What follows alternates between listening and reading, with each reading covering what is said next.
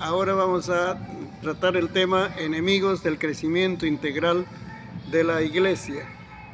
Vamos a comenzar con los obstáculos espirituales. Hoy hablaremos de los obstáculos espirituales y luego ya hablaremos de los obstáculos personales.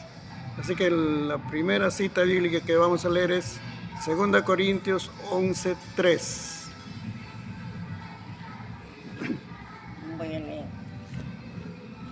Dice, ojalá me toleraseis un poco de locura. Sí, toleradme, porque os celo con celo de Dios, pues os he desposado con un solo esposo, para presentaros como una virgen pura a Cristo. Pero temo que como la serpiente con su astucia engañó a Eva, vuestros sentidos sean de alguna manera extraviados de la sincera fidelidad a Cristo. Ese versículo lo que nos está mostrando es la operación del espíritu de mentira. Es una de las cosas que es como un obstáculo para el crecimiento de la iglesia. Hoy estamos entrando socialmente a un desenfreno del pecado. Y por eso la iglesia tiene que aprender a vivir con los recursos de Dios y poner en práctica lo que el Señor ha puesto en su mano. Es la oración de intercesión, el ayuno, pero también nos ha dado autoridad para echar fuera demonios. Entonces vamos a entrar en ese nivel de guerra espiritual, pero tenemos que conocer contra qué estamos luchando. Porque si no conocemos al enemigo, entonces ¿contra quién vamos a luchar? Estamos luchando contra este espíritu de mentira. Ahí dice la serpiente antigua. Esa serpiente antigua se refiere a Satanás, es el mismo personaje. Y está haciendo referencia, dice, engañó a Eva. ¿Quién engañó a Eva? No fue la serpiente que nosotros conocemos, sino es el mismo Satanás que engañó a Eva. Pero ahora, como ya la humanidad está perdida, pero el Señor ha rescatado lo que es la iglesia es el pueblo de Dios, es el cuerpo de Cristo. Entonces ahora ese espíritu de mentira, de engaño que trató con Eva, o sea, lo sacó de la voluntad perfecta de Dios, ahora está queriendo entrar a la iglesia para sacarlo de la voluntad perfecta de Dios. Es un espíritu de mentira. No es solo que es la mentira de los hermanos, así que hablan, porque de todas maneras mentimos de una u otra forma. Nosotros hemos hablado del espíritu de mentira en 3 ocasiones, y eso es lo que proviene del imperio maligno, porque con la mentira va a mantener a las personas lejos de la voluntad de Dios. O sea, si le miente al cristiano sobre su vida espiritual, ese cristiano va a vivir fuera de la voluntad de Dios. Si le miente el maligno, le miente al inconverso sobre su relación con Dios, entonces esa persona no se va a reconciliar con Dios. Él cree, vamos a decir, que creyendo en Dios, ya así a mi manera, yo sigo a Dios, dice. ¿Cuántas personas hay así? Que creen en Dios, pero no están en la voluntad de Dios. ¿Cómo se ve? Su conducta no ha cambiado. Tienen religión, van a su iglesia, hasta de repente pasan ceremonias, ¿no? Como es el bautismo en agua. Dice, yo también tengo mi iglesia, dice, yo estoy cumpliendo con mi religión, dice, pero su conducta ha cambiado. No ha cambiado su conducta. Entonces están en el engaño, están en la mentira, ¿ves? Así que es el espíritu de mentira que va a poner obstáculos, pero sobre todo este espíritu de mentira, ¿saben en qué opera? Que tuerce la palabra de Dios. O sea, Dios dice la verdad y el enemigo dice la mentira. Ahí está. Nosotros le predicamos a las personas, pero esa persona tiene tantas ideas, argumentos en su mente que rechaza. Y comenzando nomás ya está rechazando la palabra de Dios. ¿Por, por qué? ¿Por qué rechaza? Porque hay un espíritu de mentira que está operando en esa persona. Entonces el asunto es sacarlo de la voluntad perfecta de Dios. Ese es el objetivo del espíritu de mentira. Entonces el que no hace la voluntad de Dios no va a llegar al cielo. No va a llegar al cielo. Porque uno no llega al cielo solamente por ser religioso, que va a la iglesia, que tiene su Biblia en su casa, pero no lee. Uno no llega al cielo por ser religioso. Uno llega al cielo por andar en la voluntad perfecta de Dios, ¿no? Ahora, ese espíritu de mentira tiene que ser vencido por la iglesia. La iglesia tiene que luchar con las armas espirituales, quiere decir reprender al espíritu de mentira. En nuestra familia puede estar operando el espíritu de mentira. Tú sigues a Cristo, sí, tú sigues a Cristo de buena voluntad y todo, pero cada uno de ellos tiene un argumento para no rendirse a Cristo. Así es. Entonces ahí está operando el espíritu de mentira. Él es que, Satanás, ¿qué va a hacer? No va a hacer cosas buenas, va a hacer cosas malas siempre en la familia. Por eso tenemos que reprender entonces. Ya hemos pedido a Dios, ya hemos orado a Dios, le hemos predicado el Evangelio a nuestros familiares, todo. Pero tenemos que usar ahora las armas espirituales para echar fuera ese espíritu de mentira de nuestra familia. El espíritu de mentira va a ser vencido por el espíritu de verdad, que es el Espíritu Santo. El Espíritu Santo, porque dice, el Espíritu Santo os guiará a toda verdad. ¿Ves? El Espíritu Santo nos guía a toda verdad. Entonces va a ser vencido por la obra del Espíritu Santo. ¿Sí? El Espíritu de verdad, dice, ¿no? Si el Espíritu Santo trabaja con la verdad, pero el enemigo trabaja con la mentira. ¿Ves? Por eso entonces tenemos que ponernos firmes en la palabra del Señor. Es que nuestra oración tiene que ser con conocimiento de la Biblia, no sencillamente pedir, sino tenemos que pedir de acuerdo a la palabra de Dios, por todo eso. Vamos a ir avanzando. Hay bastante para hablar, pero vamos a avanzar. La segunda cita que vamos a leer es 2 Corintios 4, 2 Corintios 4, 3 y 4.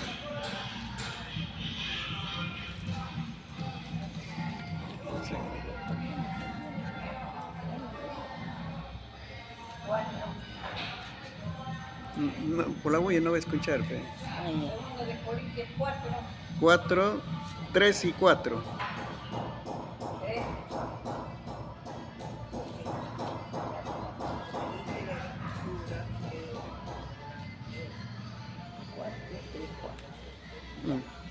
Fuerte. Sí. Voy a leer la palabra.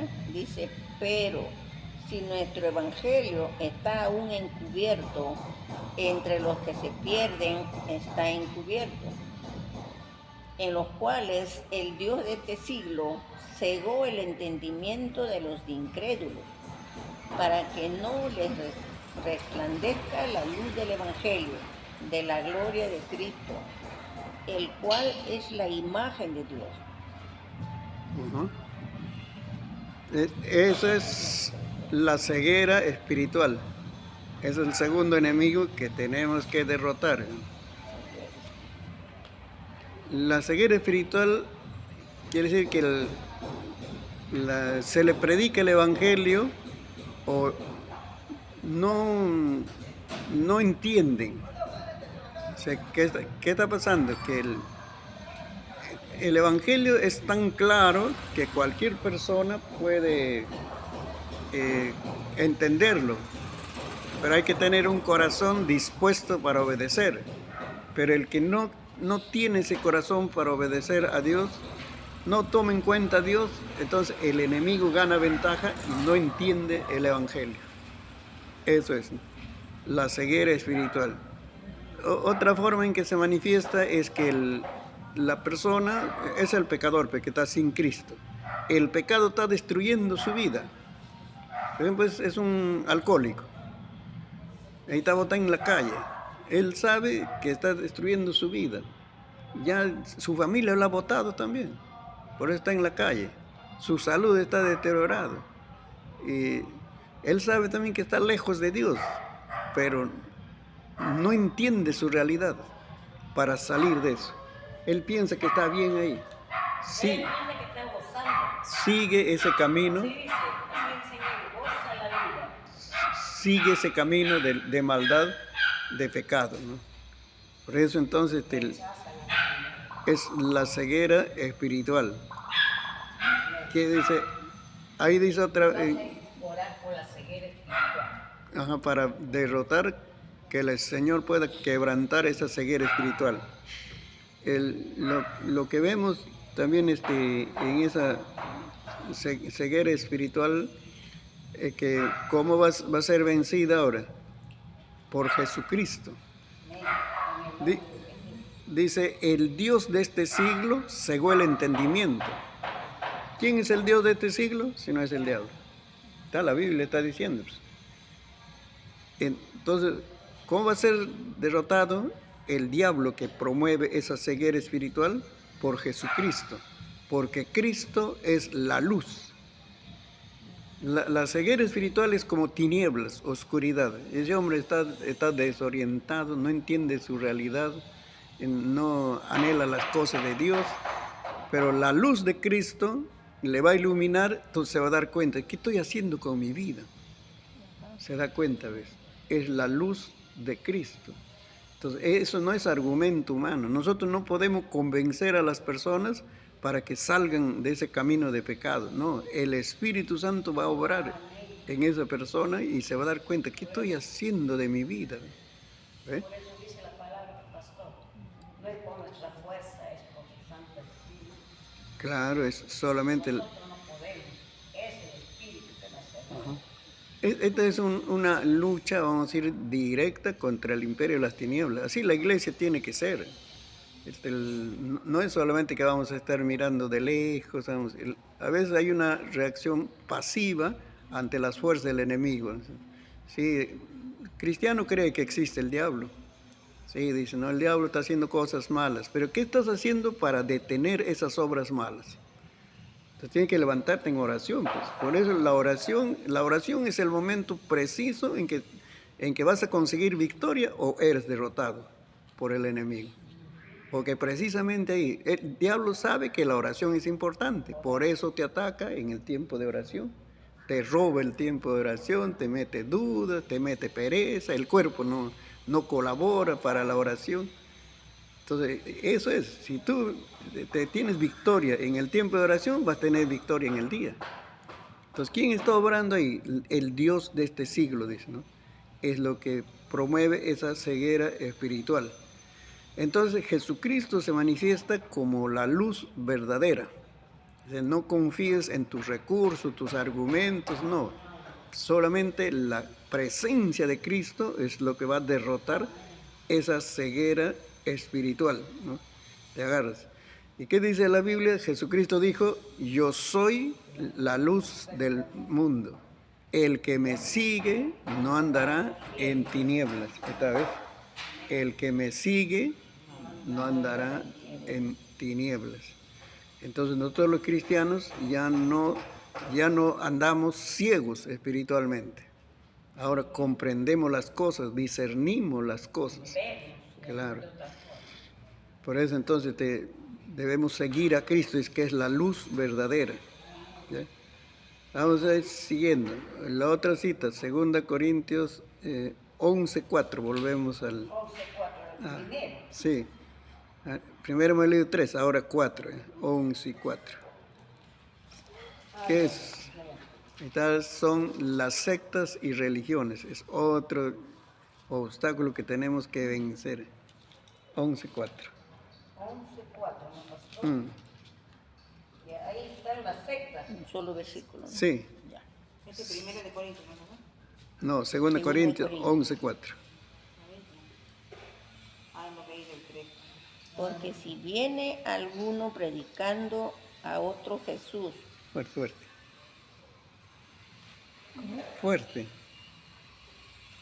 porque si viene alguno predicando a otro Jesús que el que os hemos predicado, o si recibís otro espíritu que el que habéis recibido, u otro evangelio que el que habéis aceptado, bien lo toleráis. ¿Qué están tolerando ellos?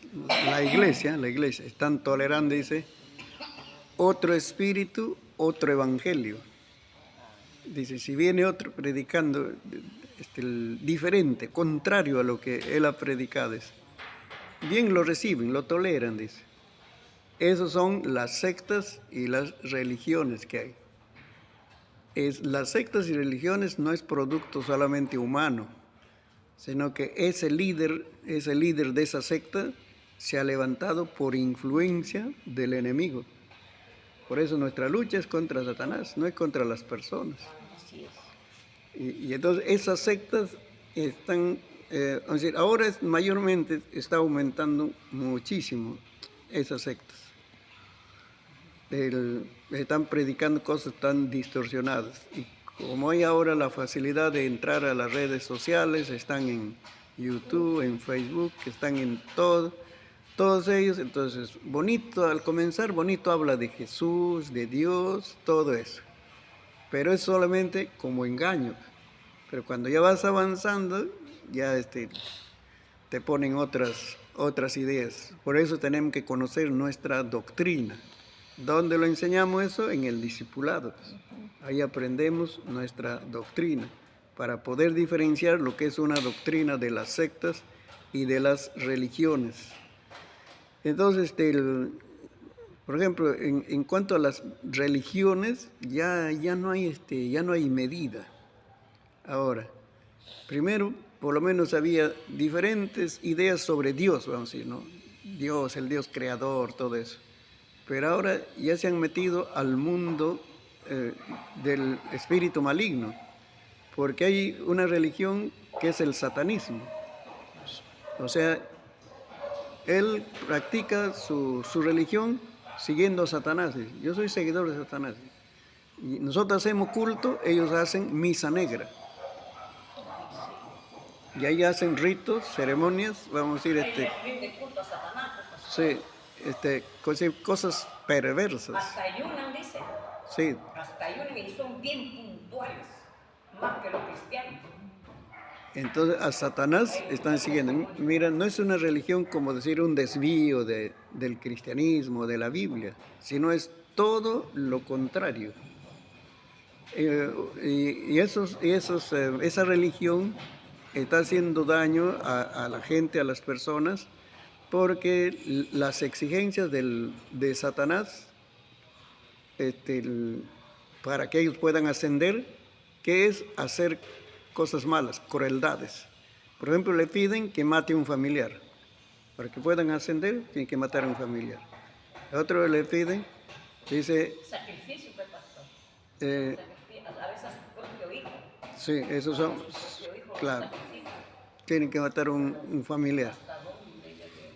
Se llama abuso ritual satánico, ARS, abuso ritual satánico, que en sus cultos tienen ahí un círculo y ahí está la estrella satánica es diferente de la estrella de Israel. Entonces ahí está, que hacen un sacrificio, llevan una criatura, por esto roban pues, a las criaturas. Y ahí delante de todos, así vivito, lo sacrifican. Los niños se pierden. Ahí se como decir, esa persona que ha hecho el sacrificio crece en rango. Y otro que le pide, vamos a decir, su religión, es que tiene que abusar de una criatura sexualmente. Por eso se llama abuso ritual satánico. Entonces, ese acto a él le da más grado. Entonces ya, como decir, él va a tener más poder. O sea, El diablo no da poder así sencillamente porque me oras, me pides, no. Sino te pide cosas así aberrantes, feas, asquerosas. Entonces, eso es como se llama, religión del satanismo, pues. Y ya está. Aquí en Perú también se han encontrado lugares donde practican esa religión. Entonces, ¿qué encontramos? Ahí está, son sectas y religiones que se oponen al conocimiento de Dios. Ahora, mira, esas religiones, sectas religiones, no es solamente que engañan a la gente y así mal, sino crean un ambiente espiritual maligno. Así como, por ejemplo, una familia llena del Espíritu Santo, su casa está llena de la presencia de Dios. Ahí vamos a ir paz, tranquilidad en esa casa. Pero también en esas personas que siguen al satanismo, su casa está llena de espíritus malignos. De violencia, Y, de muchas cosas. y vamos a ir, eso contagian a la ciudad. Imagínate que en la ciudad haya 10, 15, 20 familias que siguen a Satanás. Esa ciudad tiene la influencia maligna. Por eso es que suceden toda suerte de tragedias en ese caso, porque el diablo no va a hacer nunca cosa buena.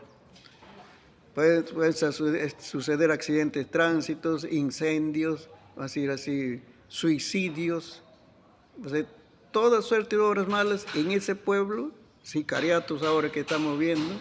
¿Por qué? Porque el espíritu maligno de esa gente que están adorando, siguiendo, está promoviendo esas obras malas. Así es.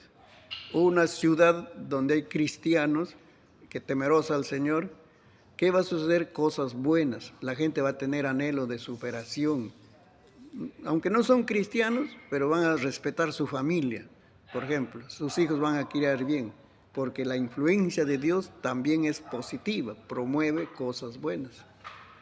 Entonces, por eso en nosotros está el asunto, pero en nosotros si nosotros oramos para derrotar este espíritu maligno, nuestra ciudad va a cambiar, nuestro distrito va a cambiar. Entonces, tenemos que conocer también esas sectas, sectas y religiones que no hablan nada bueno de Dios, más bien te desvían, te sacan de la voluntad del Señor. ¿Ya? Y seguimos. Argumentos. 2 Corintios 10, bastante en 2 Corintios. Argumentos del imperio maligno. Esos argumentos son pensamientos, ideas. 2 Corintios 10, 3 al 6. ¿Argumento de esto, pastor? Sí, argumentos del imperio maligno.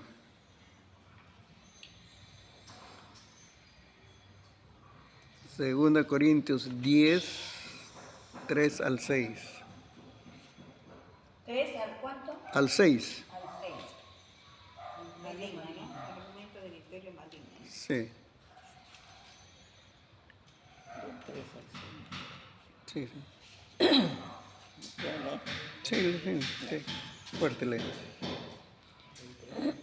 Dice la palabra, pues aunque andamos en la carne, no militamos según la carne, porque las armas de nuestra milicia no son carnales, sino poderosas en Dios para la destrucción de fortalezas, derribando argumentos y toda altivez que se levanta contra el conocimiento de Dios, y llevando cautivo todo pensamiento a la obediencia a Cristo.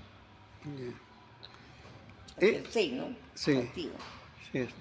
Y estando prontos para castigar toda desobediencia cuando vuestra obediencia sea perfecta.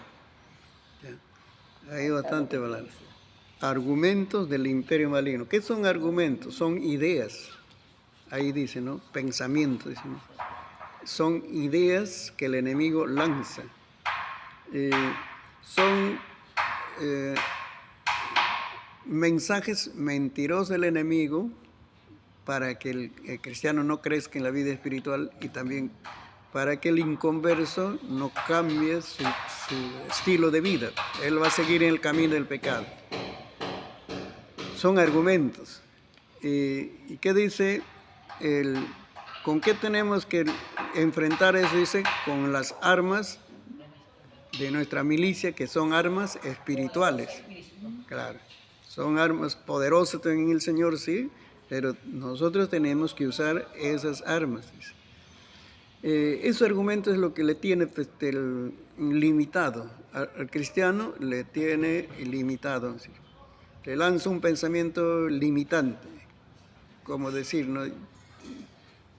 Tú no tienes talento para ganar almas para Cristo. Otros tienen talento. Tú no tienes talento. Para ganar almas tienes que tener talentos. Entonces, cuando dice, vamos a evangelizar, pastor, yo tengo otro talento. Voy a servir en la cocina, voy a servir haciendo actividades. No tiene talento para evangelizar. Son excusas, argumentos. Yo no puedo, tú no puedes vivir una vida de oración. Óralo poquitos. Ahora, hasta del púlpito sale, dice, con 5 minutos de oración puedes vivir. Mejor 5 minutos que media hora, que vamos, de repente ni horas. No. Con 5 minutos puedes vivir leyendo 2 versículos diarios, siquiera poquito, pelea. ¿Ves? Son argumentos. Entonces, el asunto. Y ese cristiano se contenta, pues ya, así nomás, pues, seguiré. Pues. Son mentiras del enemigo. La Biblia dice, no habéis podido velar conmigo 1 hora. El Señor Jesucristo le dijo a los discípulos. Y 3 veces se quedaron dormidos en la oración. Ahí nos está dando el tiempo. No habéis podido velar conmigo 1 hora. O sea, el Señor Jesucristo oró. Lo mínimo que oró en primera jornada, 1 hora. En la segunda jornada, otra hora. La tercera jornada, 3 horas. Jesús oró 3 horas, así, y dice las mismas palabras, ¿ah? Las mismas palabras. ¿Cuánto tiempo oraron los discípulos? Nada. Se durmieron. Se quedaron dormidos. Ese es el problema. Son argumentos del enemigo, son mensajes que te limitan en tu vida espiritual. Uno tiene que discernir. Si hay algo que te está limitando en tu vida espiritual, es un argumento del diablo. No tienes que hacerle caso. No va a justificar, vamos a decir, ¿no? La desobediencia en tus deberes espirituales con estos argumentos del enemigo. ¿No? Luego nos dice, ya se crea, esos argumentos se crea una fortaleza. Es leído, ¿no? Dice, derribando toda fortaleza, dice. ¿Ven en su Biblia? Ese argumento ya se crea una fortaleza. ¿Qué es una fortaleza? Es como el castillo de Chancay, si conocen. Es como un cuartel. Es una fortaleza. Antes eran los castillos, ¿no? Porque es el lugar de defensa. Los incas construyeron sus ciudades en cerros altos para defenderse del enemigo, porque es difícil, ¿no? Que pueda subir. Eso es una fortaleza. Entonces, esos argumentos ya se convierten en una fortaleza. Quiere decir que ya vamos a decir, ya echado raíces en esa persona que le puedes aconsejar todo, le suplicas, le lloras, le reprendes, le exhortas también. No sale de ese pensamiento. Así hay cristianos que vamos a decir, se han quedado en una... Yo sigo a mi manera, ¿ya? Ustedes pueden ir. Por ejemplo, el ayuno. El ayuno es una orden de Dios, no es solo una idea de la iglesia. Entonces, yo vamos a decir, puedo vivir mi vida cristiana sin ayuno. Total, soy sincero con Dios. Ya le exhorta, le reprendes, le disciplinas, todo, no va a cambiar su pensamiento. Ya se ha hecho una fortaleza. Disculpa, pero hay una partecita donde dice que este género no sale sino con ayuno, oración. Claro. Así que si nosotros tenemos los problemas que tenemos, porque problemas hay, aún en la propia vida hay. Entonces, tenemos, de acuerdo a la palabra, pues, tenemos que ayunar. Claro. Tenemos que ayunar. Es necesario. Sí, Isaías 58 nos habla del ayuno. Isaías 58 es del Antiguo Testamento, pero ahí nos habla bien clarito. Si no ayunamos, no va a haber victoria. Hay cristianos que no ayunan. ¿Saben qué significa? Que no tienen dominio propio sobre el hambre. Porque el ayuno es tener dominio propio sobre el hambre. ¿Sí? Pero dicen, no pueden vivir sin alimentos. Así que ya, si no han tomado desayuno, ya almuerzo, ya es una desesperación ya. ya están desesperados. No hay dominio propio, no tiene dominio propio sobre el hambre y no está ejercitando dominio propio sobre otras áreas de su vida. Ese es el problema. Va a tener problemas en caídas sexuales porque no tiene dominio sobre el instinto sexual. Va a tener problemas sobre la ira, o sea, tener un lenguaje violento, porque eso es dominio propio también, ¿no? Tener un lenguaje pasivo, comprensivo. Bueno, cuando te provocan, es tu naturaleza que tú reaccionas de la misma manera. Pero ahí el dominio propio, si has ejercitado, respondes con paz, con tranquilidad. Así es, el que no ayuna, no me digas que tiene dominio propio. Este no tiene dominio propio.